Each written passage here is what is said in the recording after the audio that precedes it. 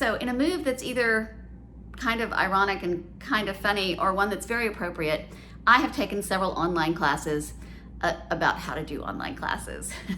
And one of the things that's come up again and again that I have not been able to do until now, one of the things they always say is you must have a problem that you can solve. What is the problem that you are addressing with this course? What is the problem your potential students have, and how can you solve it with this course?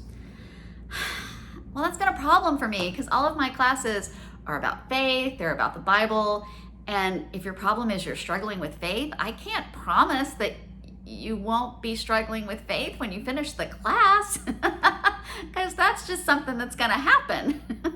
So I haven't been able to find out what is this problem that's out there that this class can solve until now. So the latest class that's gonna drop August 15th is That's Not in the Bible and Why People Think It Is. And I've realized that the problem, and it's one that has frustrated me for a long time, but I just haven't been able to put the words behind it or to verbalize it, and it's that people are misusing the Bible. And it is causing a lot of pain in the world for the people who are misusing it and for other people that they are coming into contact with. That's it. That's the problem. People are misusing the Bible. And if we can learn how they are misusing it, address why it's being misused, how that misconception happened, and have good conversations with people, chances are we can do something about it. And that's what this class will hopefully help you do. Now, of course, there are people out there who are intentionally and mean-spiritedly misusing scripture and fully intending to do harm, which is, that is awful. And that's not what this is about. But there are also a lot of people out there, especially those of us who grew up in church. If you grew up in church, what you learned in church as a kid, those things that you learned, what scripture and what is tradition kind of gets melded together. And some of the things you grew up believing were true, you may not even realize aren't actually scriptural.